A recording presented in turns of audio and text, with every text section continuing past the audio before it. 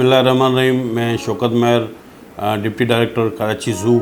पहले तो मैं पाकिस्तानी अवाम को दिल की गहराइयों से 14 अगस्त की मुबारकबाद दूंगा और उसके साथ साथ मैं पाकिस्तानी अवाम स्पेशली कराची अवाम को कराची ज़ू में आने के लिए खुशामदीद कहूँगा।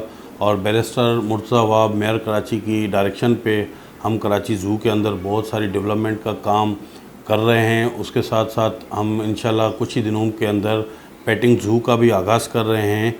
और कराची ज़ू के अंदर हमारे साथ गोबीज़ वालों का बहुत अच्छा ताउन रहा है। स्पेशली अब्दुल कुद्दूस साहब की बड़ी मेहरबानी, शुक्रिया, जिसने हमारे साथ शाना बशाना हमारे साथ रहे हैं और हमारे साथ काम कर रहे हैं। Thank you.